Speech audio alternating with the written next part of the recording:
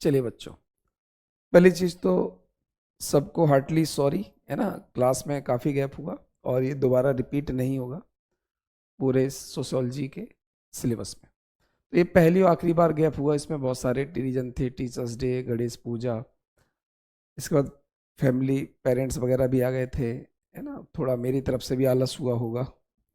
चलिए अपन अब इन सारे रीजन्स को दूर करते हैं और रेगुलर वापस शुरू करते हैं ना। हम पढ़ रहे हैं दुर्खीम, एमाइल दुर्खीम या एमील दुर्खीम।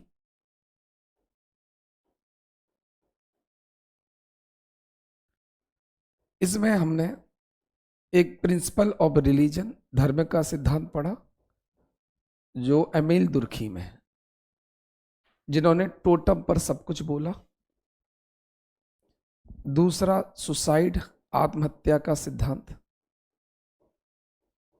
जिसको इन्होंने बोला कि आत्महत्या व्यक्तिगत नहीं सामाजिक, cause of suicide is not individual but social. और तीसरा जो आज हम शुरू करेंगे वो है डिवीजन ऑफ लेबर, श्रम का विभाजन सिद्धांत।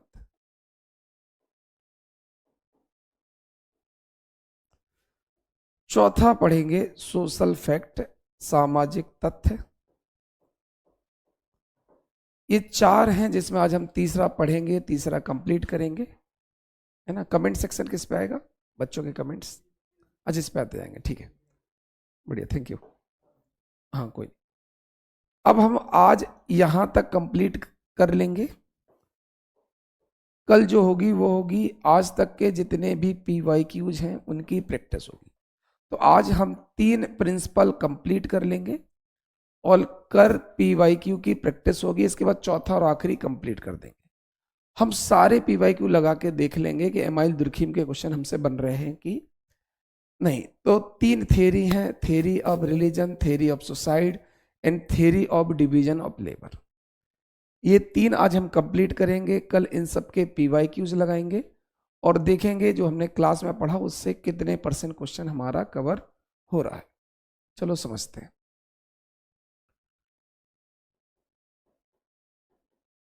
श्रम का विभाजन सिद्धांत। तो जैसा कि आपको हम बता चुके थे, जो एमाइल दुर्खीम है, इनकी जो पहली बुक है वो इसी पे आई थी। PhD भी इन्होंने इसी टॉपिक से की थी, theory of division of labour. इनकी बुक पब्लिश हुई थी, division of labour in higher society. ये बुक इनकी पब्लिश हुई थी, है ना। इसको समझना है। अब इसमें क्या क्या समझना है ध्यान से है ना। तो बुक है, इसमें पढ़ना है सोसाइटी की सॉलिडेटरी, सॉलिडेरिटी। दूसरा पढ़ेंगे लॉज या कानून। फिर पढ़ेंगे क्या कारण है डिवीजन ऑफ लेबर का। फिर पढ़ेंगे डिवीजन ऑफ लेबर का परिणाम क्या है, आउटकम्स क्या है। और इसके बाद एबनॉर्मल डिवीजन ऑफ लेबर कौन सा है, असामान्य।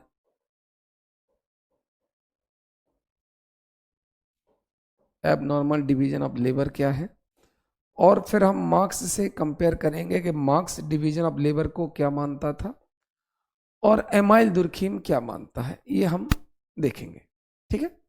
तो theory of division of labour को समझना बहुत आसानी से।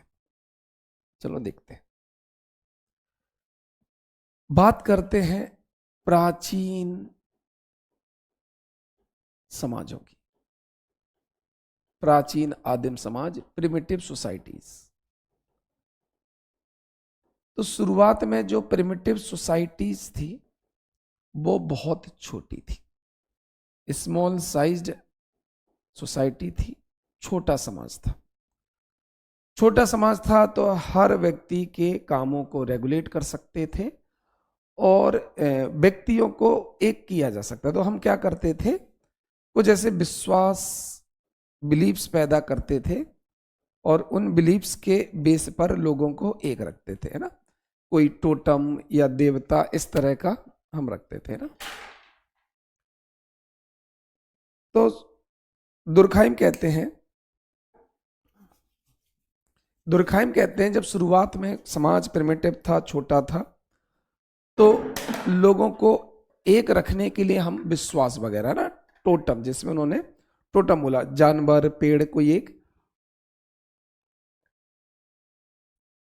के प्रति लोगों की भावना एक रखी है ना, समझना।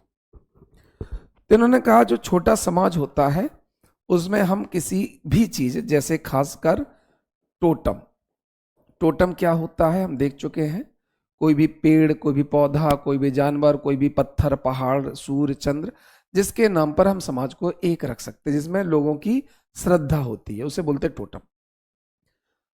तो इसमें हम एक रख सकते हैं। तो छोटे समाज को हम बिलीव्स के दम पर, विश्वास के दम पर एक रख सकते हैं।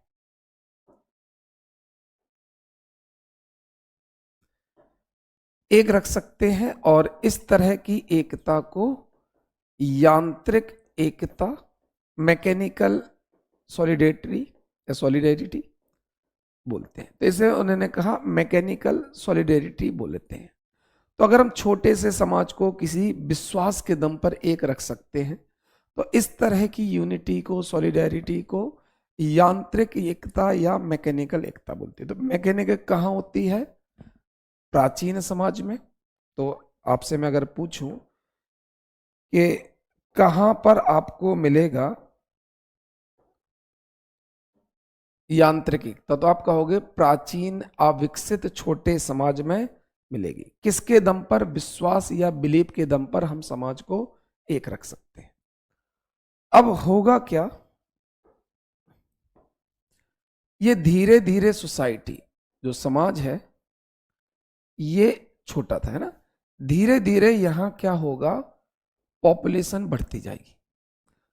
पॉपुलेशन बढ़ती जाएगी, जिसको दुर्खाइम ने या दुर्खीम ने बोला सोशल डेंसिटी इंक्रीज होगी।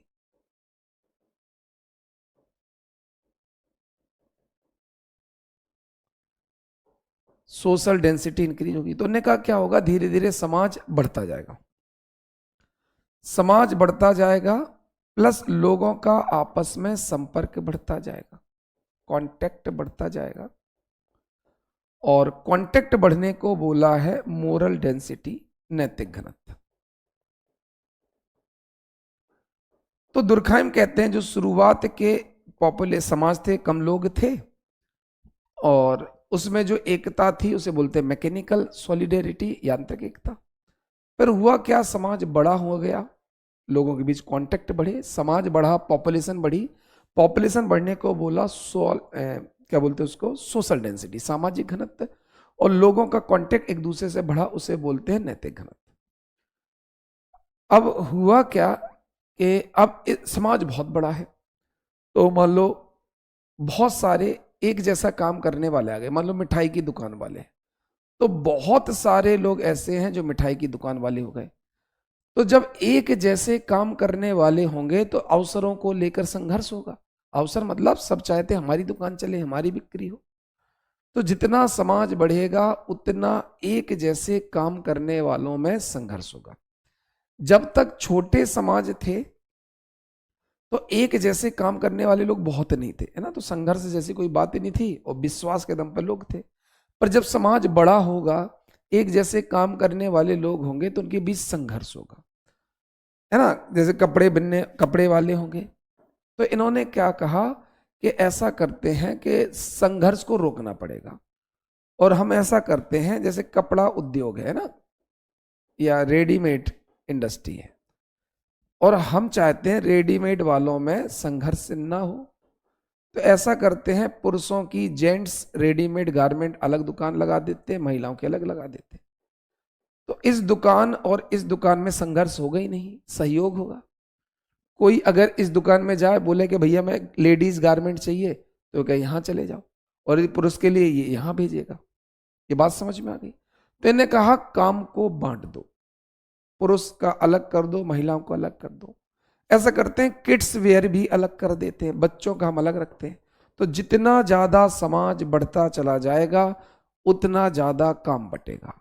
अब देखना, गांव और कस्बे उतने बड़े नहीं होते, तो आपको बच्चों के लिए अलग से दुकानें नहीं मिलेगी, पर जब आप शहरों में जाओगे तो आपको फर्स्ट क्राई जैसे ब्रांड मिलेंगे, जहां केवल 2-4 साल, 2 दिन से लेकर 2 साल तक के बच्चों के प्रोडक्ट मिलेंगे। तो अब देखो धीरे धीरे काम बंटने लगा है ना। तो उन्होंने कहा क्या होगा, समाज में काम बंटने लगेगा और इस चक्कर में लोगों के बीच संघर्ष रुकेगा, है ना। जैसे दूध की बात करते हैं तो एक ऐसा करेगा, दूध की डेयरी डाल देगा, एक दूध का प्रोसेसिंग सेंटर डाल देगा, है ना। ये बना देगा, श्रीखंड बनाएगा, दूध को प्रोसेस करके लस्सी बनाएगा।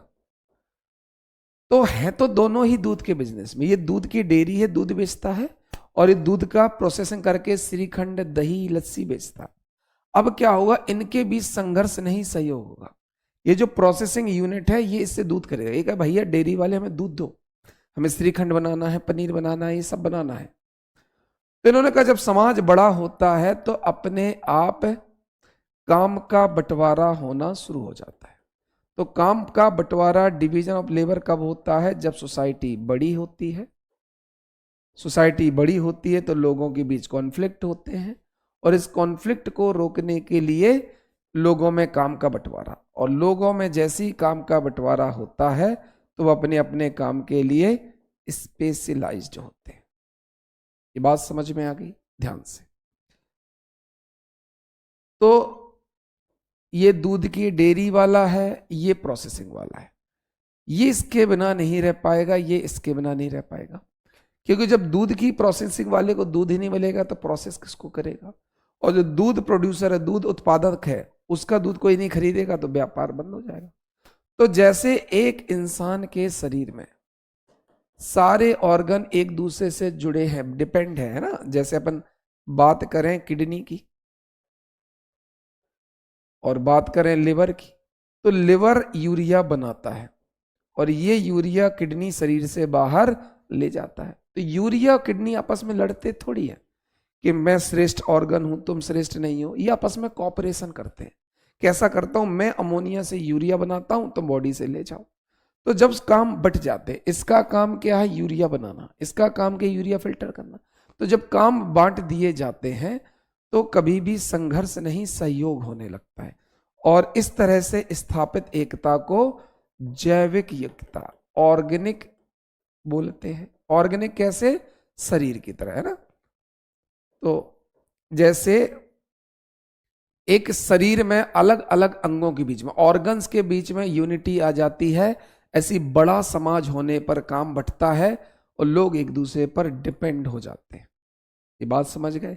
जैसे मान लो ये माइक वाला है, ये बोर्ड वाला है, तो हम लोग डिपेंड हो गए। अगर हमें डिजिटल बोर्ड नहीं मिलेगा तो हम पढ़ा नहीं पाएंगे ऑनलाइन, है ना, उतने इफेक्टिवली नहीं पढ़ा पाएंगे। हम तो चलो व्हाइट बोर्ड में पढ़ा दें, पर बिना माइक कैसे बोल पाएंगे। तो जितना बड़ा समाज उतने ज्यादा काम पर डिपेंडेंसी होगी, और हम वैसे ही डिपेंड हो जाए। तो जैसे अलग अलग एक ऑर्गन एक दूसरे के साथ सहयोग करते हैं तो वहां पर ऑर्गेनिक सॉलिडेरिटी या जैविक एकता हो जाती है। तो दुर्खाइम क्या कहते हैं, छोटे समाज, कॉमन बिलीफ्स, साझे विश्वास, और इस कॉमन बिलीफ्स के दम पर लोगों में यूनिटी आ जाएगी, और इस यूनिटी को क्या बोलते हैं, यांत्रिक एकता, मैकेनिकल सॉलिडेरिटी। और जैसे जैसे समाज बड़ा हो जाता है, डिवीजन ऑफ लेबर होता है, काम सबके बट जाते हैं, और इसी काम के बटने की वजह से लोग एक दूसरे पे डिपेंड हो जाते हैं। जैसे हम लोग माइक वाले पे, बैटरी वाले पे डिपेंड हो गए, तो इसे क्या कहते हैं, सावयवी एकता, या इसी को बोलते हैं जैविक एकता। हिंदी में एक ही नाम होगा, ऑर्गेनिक यूनिटी। आ रहा समझ में। तो दुर्खाइम ने कितने तरह की यूनिटी बताई, 2 तरह की, छोटे सोसाइटी की अलग, बड़े सोसाइटी की अलग। छोटे को तो किसी एक साझे विश्वास जैसे टोटम के दम पर एक रखा जाता है, और यहां एक दूसरे पे डिपेंडेंसी हो जाती है ना, ऑर्गन्स की तरह। ये ऑर्गेनिक है। तो आपसे पूछा जाए कि समाज में कितने तरह की यूनिटी है, 2, और दोनों अपोजिट है, समझना, अपोजिट। ये क्या है छोटे समाज पर, ये क्या है बड़े समाज पर। इसका क्या है कि लोग आपस में किसी कॉमन बिलीफ पर कंट्रोल, यहां डिवीजन ऑफ लेबर नहीं है, यहां डिवीजन ऑफ लेबर है। ये बात समझ में आ रही है? क्लियर? अब यहां ध्यान से समझो। अब यहां क्या है? रिप्रेसिव, दमनकारी कानून बनाए जाएंगे। दमनकारी कानून समझो। यहां जो समाज है ना, यहां यूनिटी के लिए कोई खास आधार है नहीं। अगर व्यक्ति आपस में लड़ना चाहे तो लड़ ले, क्यों? डिपेंडेंसी नहीं है। बड़े समाज में जैसी काम बढ़ता है तो एक दूसरे पे डिपेंडेंसी, लिवर और किडनी डिपेंड हो गए, लड़ ही नहीं सकते। बड़े समाज में जैसे डिवीजन ऑफ लेबर होता, अब लड़ाई हो ही नहीं सकती, डिपेंडेंसी आ गई। पर छोटे समाज में तो लड़ाई हो सकती है। तो छोटे समाज में एकता, यूनिटी बनी रहे, इसके लिए रिप्रेसिव लॉज, दमनकारी कानून बनाए जाते हैं। और ये दमनकारी कानून लोगों में झगड़ा नहीं होने देते। ये दो तरह के रिप्रेसिव लॉज भी दो तरह के होंगे, समझना। एक को बोलते हैं पीनल लॉ, दंडात्मक कानून। दंडात्मक कानून, दंडात्मक कानून का मतलब क्या होगा?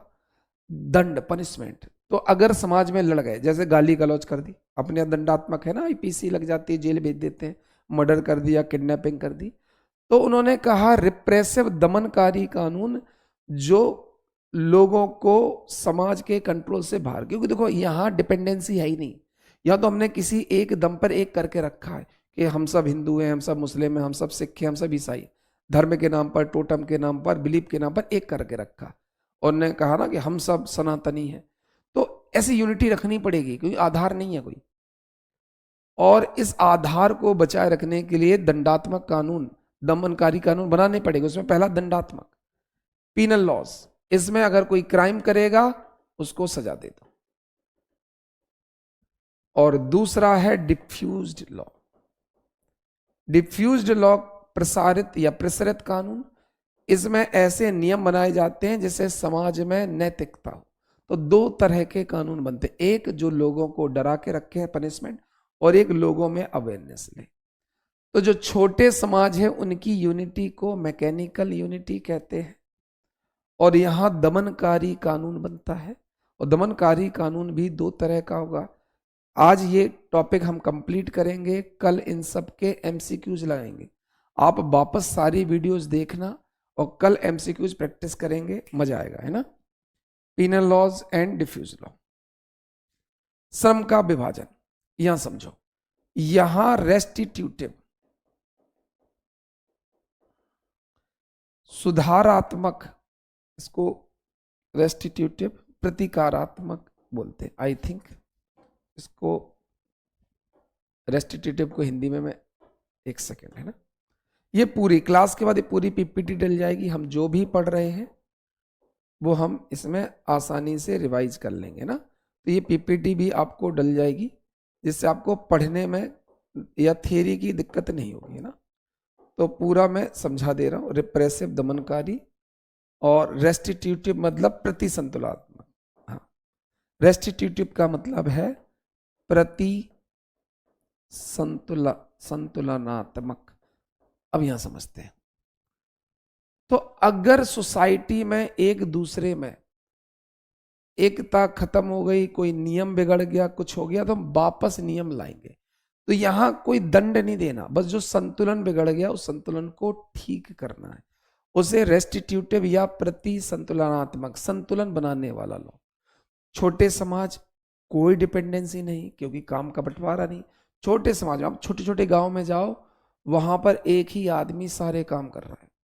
छोटी सी दुकान, उसमें सब रखा हुआ है, थोड़ी थोड़ी से सब। शहर में जाओ, अलग अलग है। शहर में तो हर छोटे छोटे काम की अलग अलग आपको दुकान मिलेगी। उन्होंने कहा पर्दे की दुकान यहाँ है। गांव में ऐसा नहीं होता, एक ही दुकान में वो सब कुछ रखे हुए। तो छोटा समाज में काम का बंटवारा होता नहीं है। जब काम ही नहीं बटेगा तो एक दूसरे पे डिपेंडेंसी नहीं होगी, और जब डिपेंडेंसी नहीं होगी तो आपस में यूनिटी नहीं होगी। इसलिए लोगों को सामान्य विश्वास, साझी विश्वास, कॉमन बिलीफ के दम पर एक रखा जाता है। और कहीं लोगों में यूनिटी खत्म ना हो जाए तो रिप्रेसिव, डरा धमका के रखना पड़ेगा। देखो डिपेंडेंसी है, नहीं तो डराना पड़ेगा, कुछ ना कुछ अब कानून बनाने ही पड़ेंगे। पर जब समाज बड़ा होता है, काम बढ़ जाता है, तो धमकाना नहीं पड़ेगा, डिपेंड है लोग, मजबूरी है। तो बस अपन को उस संतुलन को बनाए रखना पड़ेगा। तो दो तरह के लॉज बनते हैं। तो कितने तरह की यूनिटी होती है? दो, मैकेनिकल और ऑर्गेनिक, है ना, यांत्रिक और सावयविक। तो ये तो कोई दिक्कत ही नहीं। यूनिटी होने का कारण क्या है? बहुत सारे कारण हैं। पहला कारण है छोटे समाज का बड़ा समाज होना, इसे बोलते हैं सोशल डेंसिटी। दूसरा है लोगों का आपस में इंटरेक्शन बढ़ना डिपेंडेंसी की वजह से, जिसे बोलते हैं मोरल डेंसिटी।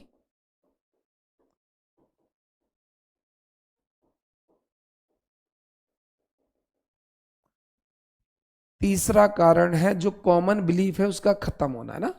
लोग क्या है, समाज के नियंत्रण से बाहर होना चाहिए। तो जो कलेक्टिव कॉन्शियसनेस है, जब छोटा समाज था तो लोगों को क्या लगता था, हम एक हैं, और इसी एकता के भाव को कहते हैं सामूहिक चेतना, कलेक्टिव कॉन्शियसनेस। छोटे समाज में सबको लगता हम एक है। सामूहिक चेतना, कलेक्टिव कंसाइंस का खत्म होना, समाप्त होना, डिक्लाइन होना, डिक्लाइन ऑफ कलेक्टिव। तो जैसे जैसे समाज बड़ा होता जाएगा, कलेक्टिव कंसाइंस कम होता जाएगा। इसके बाद कलेक्टिव कंसाइन के बाद पैतृक कार्य, जो हेरिडेटरी काम है, वो छोड़ना। तो जैसे जैसे क्या कारण है? समाज का बड़ा होना, समाज में लोगों कांटेक्ट होना, समाज का कंट्रोल खत्म होना। इस वजह से पहली यूनिटी से दूसरी यूनिटी में शिफ्ट हो जाते हैं। अब आपसे पूछा जाएगा रिजल्ट क्या है। अगर मैं पूछूं कि यांत्रिक एकता से, मैकेनिकल सॉलिडेटरी से अगर समाज ऑर्गेनिक की तरफ जा रहा है, तो दोनों में क्या रिजल्ट आएगा? बिल्कुल आएगा। देखो, यहां छोटा समाज था, यहां बड़ा समाज है। यहां काम का बंटवारा नहीं है, यहां काम का बंटवारा है।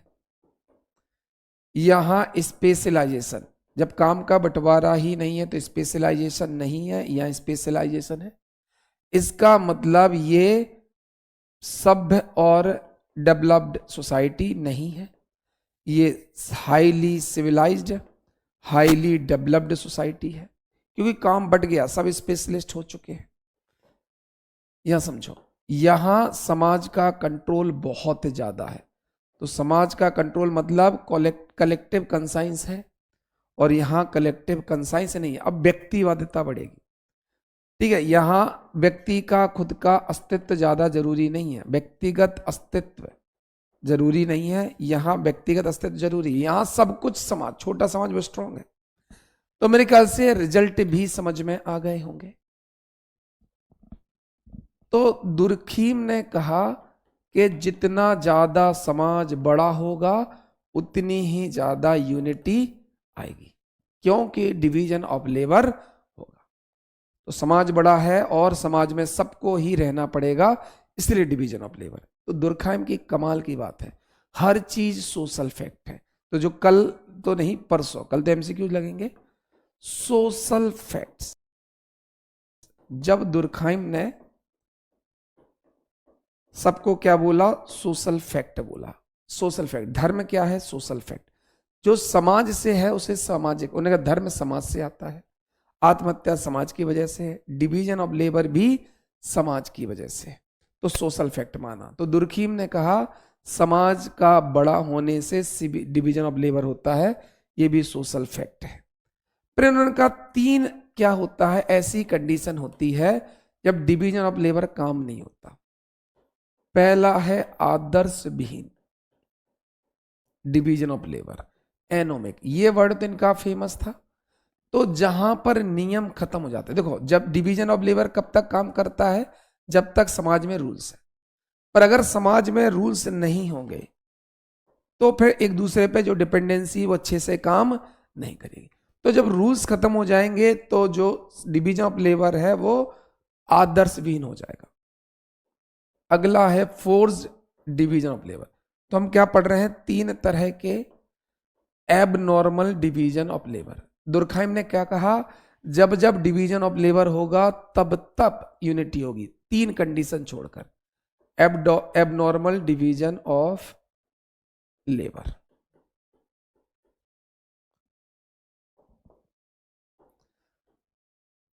असामान्य श्रम का बयान। तो इनने कहा 3 कंडीशन ऐसी है जब सोसाइटी की यूनिटी खत्म होती है डिवीजन ऑफ लेबर से। पहला है एनोमिक डिवीजन ऑफ लेबर, दूसरा है फोर्स। फोर्स का मतलब है कि जब किसी को किसी के इंटरेस्ट का काम ना मिले, किसी को योग्यता का काम ना मिले, तो ऐसे डिवीजन ऑफ लेबर का कोई मतलब नहीं। मान लो आप बहुत पढ़े लिखे और आपको बोला जाए कि आपको कल से झाड़ू लगाना, तो काम तो बांट दिया झाड़ू लगाना, लेकिन आपका मन नहीं होगा, तो ऐसा डिवीजन ऑफ लेबर कभी भी सोसाइटी में काम नहीं करता। तो अगर जबरदस्ती का डिवीजन ऑफ लेबर कराओगे तो भी नहीं चलेगा। तो एनोमिक, फोर्स्ड। तो पहला है जब नियम टूट जाए तब डिवीजन ऑफ लेबर नहीं चलेगा। दूसरा है जब फोर्स्ड हो तब डिवीजन ऑफ लेबर नहीं चलेगा, तो एनोमिक नहीं चलेगा। और तीसरा जब कोऑर्डिनेशन है ना, खराब समन्वय। तीसरा है बैड कोऑर्डिनेशन। तो इन्होंने कहा जब लोगों के बीच देखो, जब नियम खत्म हो जाएंगे तो कोऑर्डिनेशन खत्म हो ही जाएगा, पर जब खराब समन्वय होगा, जैसे आपने सुना होगा सरकारी विभागों के बीच में, है ना, सरकारों के अलग अलग मंत्रालयों के बीच में कोऑर्डिनेशन कहाँ होता है। मान लो उद्योग मंत्रालय को उद्योग लगाना है, एनवायरमेंट वाले से उसका कोऑर्डिनेशन नहीं बन रहा, उसे जंगल काटने की परमिशन ही नहीं मिल रही। तो अगर खराब समन्वय होगा तो भी यूनिटी नहीं आएगी, लड़ाई होगी। तो वैसे तो डिवीजन ऑफ लेबर हमेशा यूनिटी लाता है, पर 3 इस तरह के डिवीजन ऑफ लेबर होंगे जहां यूनिटी नहीं आती। तो ये 3 याद रखने हैं डिवीजन ऑफ लेबर। तो हमने क्या क्या पढ़ लिया, सब कुछ पढ़ लिया। कितने तरह की यूनिटी होती है, 2। कितने तरह के होते हैं कानून, कारण क्या है समाज, रिजल्ट भी देख लिए क्या होगा, एबनॉर्मल 3 तरह के। और अब हमें समझना है मार्क्स को। मार्क्स और दुर्खाइम के बीच में क्या तुलना है, इसको समझना जल्दी से। तो मार्क्स और दुर्खाइम के बीच में इस लेक्चर को देखना, जो भी डाउट है आप कॉल करके पूछना। कल तो लाइव यूट्यूब पर होगी एमसीक्यूज प्रैक्टिस। अब जो भी क्लासेस होंगी वो ऐप पर आएंगी और प्रैक्टिस यूट्यूब पर आएगी, है ना। दुर्खाइम और इन पे मार्क्स कहता है कि दुर्खाइम क्या कहता है, कॉज। सबसे पहला है दोनों में अंतर। दुर्खाइम क्या कहता है, जैसे ही समाज बड़ा हो जाएगा, जटिल होगा, काम बांटना पड़ेगा और इसलिए डिवीजन ऑफ लेबर करते हैं, ये बहुत अच्छी चीज है। कार्ल मार्क्स कहता है नहीं नहीं नहीं, पूंजीपतियों को शोषण करना है, इसलिए वो सबके काम बांट देता, उनके शोषण कराता रहता है। दुर्खाइम कहता है कि समाज के बड़े होने की वजह से काम बांटना पड़ता है। कार्ल मार्क्स कहता है शोषण की वजह से काम बांटना पड़ता है, शोषण करने की। तो दोनों में अंतर है। पहले तो कारण का अंतर, तो हम पढ़ रहे हैं दोनों ने काम के बंटवारे को लेकर क्या थ्योरी दी, क्या अंतर है। तो पहला अंतर है कारण। इनने बोला समाज बड़ा होना, इनने बोला कि शोषण। परिणाम, दुर्खाइम क्या कहते हैं, यूनिटी आएगी, सोशल हार्मनी आएगी। इनने कहा नहीं नहीं, पूंजीपति और मजदूर की लड़ाई होगी। ये क्या कहते हैं कि समाज के काम के बंटवारे का परिणाम है इंटरडिपेंडेंस, यूनिटी। इनने कहा पूंजीपति और मजदूर का काम बढ़ जाएगा, लड़ाई होने लगेगी। तो ये कहते हैं काम के बंटवारे से यूनिटी होती है, ये कहते हैं काम के बंटवारे से यूनिटी नहीं होती है। तीसरा है सॉल्यूशन। दुर्खाइम कहता बस वो एबनॉर्मल मत होने दो, वो 3 एबनॉर्मल थे ना यूनिटी खराब करने वाले, तो क्या करो, नैतिक शिक्षा दो। डिफ्यूज लॉ बताया था ना, 2 तरह के, पीनल और डिफ्यूज। सजा को बोलते पीनल और नैतिक शिक्षा। तो लोगों को नैतिक शिक्षा दो, अपना काम करो, दूसरों को परेशान मत करो, इस तरह से नैतिक शिक्षा दो। और कार्ल मार्क्स क्या सॉल्यूशन कहते हैं कि पूंजीपतियों की हत्या कर। तो दोनों अलग अलग सॉल्यूशन बताते हैं। तो कारण भी दोनों के अलग है, समाज बड़ा होना, शोषण। परिणाम भी अलग अलग है, यूनिटी ना होना, और तीसरा सॉल्यूशन मोरल एजुकेशन और पूंजीपतियों की हत्या। तो डिवीजन ऑफ लेबर